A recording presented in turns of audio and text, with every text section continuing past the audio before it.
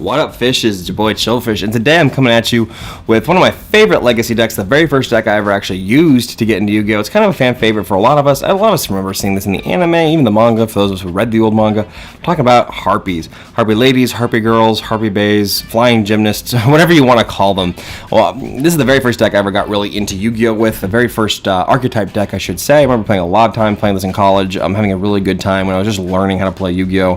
Part of the legacy series here that we do, for those of you who don't know or new to the legacy series on our channel, we talk about old decks that really aren't meta currently, could be more like rogue meta, to be completely honest, but now with new card products being released, new ban lists, and even just new link monsters coming out, these decks could make a flux. So if you're thinking about entering a Table 500 tournament or just having fun casuals with your buddies and you don't really want to, you're tired of playing super meta or even kind of like dangerous rogue, you just want to have some fun, these are the kind of decks that we're focusing on. Now, I'll be talking about what you can run in the Harpies decks. For those of you who are new to those series as well, this is when we talk about different cards, techs, engines that you could run in a deck to make it better, spicier, or, you know, just anything of that caliber. So again, this is for the record, this is the June 2018 video. Don't comment on June 2020 going, oh my god, this is all banned, you know, or whatever. Shut up, it's 2018. First thing I'm going to talk about are the engines. There are technically three engines that I immediately think of when you could play Harpies. The first one is the Wind Witch engine. Wind Witches are phenomenal in this deck. Now, fortunately, Master Rule 4, these guys came in right before Master Rule 4, and we haven't seen Wind Witches in a very long time. Wind Witch Invoked was a big thing. Wind Witch Hat was a big thing for a while, but in this deck they do help out a lot. One, they are wind, and I do believe that one of the special win conditions of one of the Wind Witches is that you can only special win monsters, which is fine. All Harpies are wind. And due to their very spammy resources, you can go into a Crystal Wing Dragon turn 1 if you go. And that's a pretty big monster. I mean, guaranteed kaijus are still a thing, but if you're playing local casual scrub stuff, you may have to worry about that. And the fact that one card can get you this much and everything in the deck, especially for Harpies where it's very minimal, it's pretty good in my personal opinion. The next one that we can talk about is the Dragoonity engine. Now, Dragoonities are getting a bunch of new support coming soon. Not sure if it's going to be phenomenal or not yet. We may be doing a legacy profile on those eventually, but Dragoonities can definitely make a good impact, or even kind of be a fun splashable engine in your Harpies. Because the fact that they need all the synchros for Dragoonities need a Wing Beast and a Dragoonity tuner, you already have your resources filled already. Granted, they don't have as much synergy as versus the Dragoonity decks or anything, where, you know, normal summon and you can special summon something from the grave. But the fact that you do have those combinations there kind of works for it. I actually loved playing this before Tempest, Dragon Ruler of Storms, got banned. Miss that thing. It's just a fun little kind of synchro engine, and you don't even have to make Dragoonity monsters with it necessarily. If you can go into like 6s or 5s that you can think of, it could help. And again, the fact that they're all wind also helps you get into more wind link monsters we'll talk about in a minute. Obviously, nightmares are definitely good, and if I can make nightmares, we would. Jay talked about this in his other video. Since this is kind of more of the legacy kind of fun deck, you don't have to run nightmares. They are very expensive, but even if you don't want to run with Mermaid and Corruptor, you can still create a very good deck just using the link monsters themselves. Goblin itself, Goblin's a wind, so it's one of my new favorite link monsters, because if you guys don't know, I love wind. Wind's my favorite attribute in the game of Yu-Gi-Oh! And the fact that you can pitch a card to do another summon is pretty good in this deck as well, especially because, you know, pitching resources, it's not that hard when it comes to Harpies. You know, if you're pitching things to the graveyard, it really does help synergize that. So those are just kind of some of the engines that you could theoretically run in Harpies. Now, I'm going to talk about some of the monsters that you can run in the deck as well. Besides the actual Harpy monsters, here's some kind of techs or engines you could run. One is Cock-a-Doodle-Doo. Cock-a-Doodle-Doo can special summon itself. If you have no monsters, you become a level 3 tuner. You can create some other 7s. I'm not sure what you could create with that. But also, one of Cock-a-Doodle's other effects is that if you opponent controls a monster you don't, special summon is level 4, which is good because then it becomes a level 4 tuner, so you can synchro it for other cards like Stardust if you wanted to. Omega's a good card still, guys. Cock-a-Doodle-Doo is a really good card. Now, the next one I want to talk about is Sylphid. Sylphid, for those of you who don't know, is an attribute monster, a wind attribute monster that requires you to banish 2 wind monsters from your grave to special summon it. That's pretty good considering the entire deck of Harpies and just depending on what engines you run are wind. So this just gets you another monster on the board. It's got decent attack, decent stats, and again, it's just having another presence on the board to go into link shenanigans. Not the most broken card in the world, but I do think it's pretty decent if you want to start going that round. I know that Kono Bandit did Gigantes with his Amazoness, which is kind of the similar process. That's why I wanted to incorporate that. Now, if you really wanted to be spicy and you really wanted to be original, you could run Rescue Rabbit and Sky Scout, aka Harpy's brother, which is not really a Harpy card, unfortunately. RIP. But if you want to play some vanilla shenanigans, get some more links going on, I believe that's also a wind type. You know, it's not bad if you want to. I remember early playing on with that, or even Harpy's girl, or Harpy baby sister, Harpy's chick, whatever her name is, if you want to run that as well. could create some more synergy in that level as well. One card is Blackwing Zephyros the Elite. This is a really good card because it is, while it's not a wind monster, it is a winged beast. And if it's in your graveyard, you destroy, I believe you return one of your set spell or traps to your hand, and special summon this, you can only do this once per duel. Still really good in my opinion. You can bring back your own things, bring back your own field spells, you can bring back your own hysteric signs or hysteric anything you could really think about, just in case you want to reuse something. So that's kind of a good option as well. And a lot of people were playing Zephyros just to get kind of more monster presence on the board. Now another card you could run, this is a little different. It is a wind, but it's not a winged beast. This is Chaos Rider Gustav. Now this is an old card and it's kind of a weird one. It says that once per turn you can remove from play up to 2 spell cards from your graveyard. This card gains 300 attack for each card removed until the end of your opponent's next turn. So it could gate 6. It becomes a 2k beat stick. It is a wind, which will help you out for other wind shenanigans. We'll talk about in a minute. And the fact is, you know, you're running a lot of spells in Harpies to begin with. This could help you kind of do a little bit of resource management, push things out of the way to kind of get further plays, if you wanted to go that spicy route. One of my other favorites, and again, this was so much better when we had Ancient Fairy Dragon, but it's still pretty good if you want to get kind of presence on the board. You can definitely abuse with Harpy Dancer loops.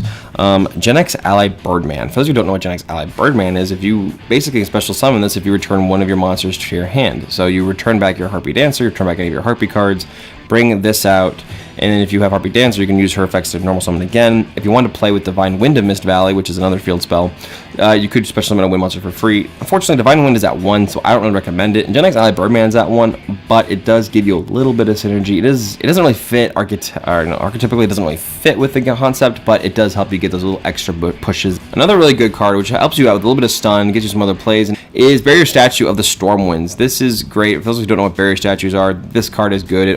It prevents anyone from special summoning anything other than wind type monsters. So this does hurt you a little bit, but thankfully a lot of the extra deck in Harpies is wind. So this does crush your other opponents. If your opponents aren't special summoning anything, if they want to use special summoning other resources, this is really good. The only thing they could really do with a nightmare at this point, if you're thinking of solving nightmares, is they can only bring out Goblin. Which Goblin, yes, granted Goblin's pretty good, but if you're stopping other things to protect Goblin, it's not going to help them out that much. And they would have to actually get to the point where they would need to have the resources to create Goblin to begin with. So this does help a little bit, a little stun, a little side deck thing. So I don't know, I kind of like it. Now I'm going to be going on to the spells. There's a lot of spells you can run, and again, I'm not mentioning every like little thing, like, you know, Soul Charge obviously, or even certain cards in the Harpies. And you see my profile, I'll explain more about that later. But these are just kind of other tips and tricks you could add to the deck. One is the Big Cattle Drive. Now this is a spell that you can activate, and for each Wing Beast, or Beast Warrior type monster, since we're all running Wing Beast, you can draw 1 card. Now you can't activate any spells in response to this, but this is a pretty good card if you want to get some hand advantage. If you know that, hey, you know what, I have no other spells in my hand, I don't even need to, I just want to draw things, this could help you get some resource management going. One card I really wish I discovered when I was early playing this deck is Symbol of Heritage. I love playing this in my Sylvans, and I love playing it in my Harpies. This is basically a free monster. It's another Monster Reborn, and you really kind of want to use a lot of resource graveyard management in this deck. If you have 3 monsters with the same name, equip this to that monster in your graveyard, special summon it from the graveyard. All Harpy Ladies become Harpy Lady when they're in the graveyard. So this is a nice little plus right here. Now, granted, you'd be thinking, what about Monster Reborn? Run that too, guys. You want to get a lot of things out of your graveyard. This is a deck that doesn't actually care if it's in the graveyard because they can bring a lot of it back really quickly. So this is one of those things that help you just get that little extra push. And again, since every Harpy Lady in the graveyard becomes Harpy Lady, you could target any of them. You could target Dancer, bring back Dancer to your hand. You could target Queen to have a nice attack boost. You could target Chandler to discard and use her shenanigans and everything like that. There's a lot of options with this card. I'm definitely sad it's at 1, but I see the purpose. But if it came back to 2 or even 3, I think that this would definitely help out Harpies a lot. Another card you could run, depending on what kind of field spells you're running, is Terraforming. Now, if you are playing pure Harpies, you don't really need Terraforming because well, Harpy Hunting Grounds isn't that amazing, but now with back row removal, people are kind of afraid of back row removal. Granted, yes, you could tackle Awakening the Dragons, but if you're playing a Scrubber deck, Scrubber deck like this, it may not be a big of a deal. If you're thinking about running multiple other decks like Dragon Ravine, if you wanted to go the Dragoon route, this could help you get to your Dragon's Ravines a lot quicker. Terraforming, as we all know, is kind of a busted +1 in this game. It's still alive, so I want to make the most of it. I should get paid every time I mention this card, honestly. Double Summon. Double Summon is phenomenal in this deck. Any low-tier deck can definitely use Double Summon to your advantage. Get things going, get multiple. You get 2 summons in a turn, guys. Especially if you're playing low-tier decks like this could help you push to get an extra card out on the field. especially with Harpies, where you want to kind of get into your link plays pretty quickly or get to your boards real quick. Now that Master Rule 4 came in and kind of crushed this deck, this could give it a little extra boost. And like I said, I just love playing this card. So even if you're running 1 to 2 of it, it's still pretty good. I wouldn't recommend running 3 because you do have a lot of spells and traps you're also running in this deck and a lot of monster count. But if you could afford a couple of double summons, I would run those. Very much a blank statement for everything, whether spells or traps, is just the Hysteric cards. Hysteric Party, Hysteric Sign, those cards are phenomenal. You need to run those. Hysteric Sign especially need to run that in a Harpy deck. I'll explain that more when we do my deck profile, but just know you need to run those. Last but not least, one of the best cards in the game of Yu-Gi-Oh! And when this first came out, this is the first deck I thought it was Harpies, Ties of the Brethren. All the Harpies are the same level, all different names in the deck, not on the field and not in the graveyard, but also in your hand as well. But in the deck, they're different names. Bring back, yes, you pay 2,000 life points. Yes, you can't do any battle things, but you could start establishing boards pretty quickly if you can do that right. And again, if you've got Double Summon, if you've got Monster Reborn, if you've got Symbol of Heritage, you could create kind of a decent board and kind of help out there. So Ties of the Brethren is definitely a good one in this deck, and I would definitely recommend using it. Now for the traps, there's not a lot of traps that I personally would run in this deck other than, you know, your defensive cards. If you want to be a little spicy, you have Harpies Feather Storm, which is really good at blanket negates all effects.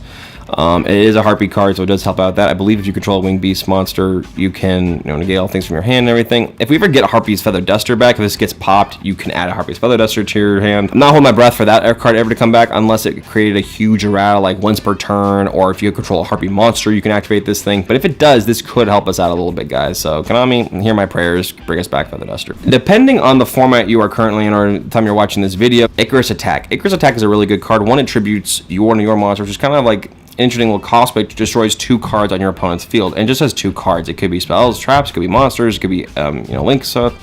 It could be beneficial depending on what you're playing, depending on who you're versing and everything like that. I think it's a pretty decent card because it does offer you some protection. Last trap card I want to talk about is just Call of the Haunted. Now granted, Hysteric Party is a lot better because it can get you multiples, but you have to discard for that, versus Call of the Haunted, you get 1 resource management to come back to you. And again, you do a lot of graveyard things in this deck, so you may want to play around with it and get some link stuff, or you want to play around with it to get enough stuff to get link spam with it. Last but not least is the extra deck. Obviously, the first thing you should be running in this deck to make it somewhat relevant is Great Fly. We finally got Great Fly. The wind link monster just needs 2 wind monsters. It's all the element attributes. All winds gain 500. All earths lose 500. Not that the attack boost matters that much in the game of Yu-Gi-Oh anymore. This could help us out a little bit. And again, this does open up your boards to create other things. Like I said, Nightmares are obviously a real important thing you can run in the deck as well, but if you're on a budget, you don't want to play Nightmares, this is a really good card as well. One card that I think a lot of people kind of overlook is the new Firefighting Doll card. It is a Beast Warrior Fire type. It just needs 2 Wing Beast, Beast, or Beast Warrior type monsters. And basically said, the only really important thing is that you can target 1 spell trap card in each field and destroy it. Now, that's kind of huge because, again, Harpies, you want to pop some of your own cards as well, and you can destroy someone else's card. Even if it's a card you know they're going to chain or whatever, you get your own pop, which is really nice. And then if this card destroys an opponent's monster by battle, you can target 1 of your Beast, Beast Warrior, or Wing Beast monsters as banished or in your graveyard, add to your hand. Granted, it's only 1,500 attack, so it's not going to be destroying a lot of things, but if you could theoretically get that, you could add in another Harpy to your hand, it could help. Rank 4s all the way with this deck. You can run a lot of rank 4s with Harpies. Yeah, not much more to say. One of the best ones is Lightning Chidori, just because it's a level 4. When someone, you can spin a card back, just, you know, detach the pop. It's pretty good. Not a lot of people are expecting Lightning Chidori, so it comes in handy. It is a win too, so helps you out. Last thing I want to talk about that you could run in the extra deck for this deck is Galaxy Tomahawk. Now, Galaxy Tomahawk is awesome because, again, if you have Harpy Channeler and Harpy's Pet Dragon on the field, you create a 7. Overlay, detach, wind tokens everywhere, which you could then use to spam other fun things. So yeah, token play is still pretty good in the deck. So anyway, guys, this is kind of what you could run in your Harpy deck. Keep a lookout. I'll be dropping my Harpy deck profile pretty soon, within the next week or 2. A lot of these things are going to be in consideration. I've been playing this deck for a very long time. It is definitely not a meta deck whatsoever, but it is a fun deck. And again, that's the purpose of the Legacy. If you want to create something fun, have some excitement with your deck, kind of spice up your playstyles, I'd recommend running this. If you guys have any suggestions, by the way, about what we should be focusing on our Legacy deck profiles, please comment below. Please let us know. If you have decks for meta decks you want us to cover, please let us know as well. A lot of us have a lot of different decks going around. Please let us know. Please comment below. If you've not already, please like and subscribe. And this is your boy Chillfish signing out from Rising Duelist.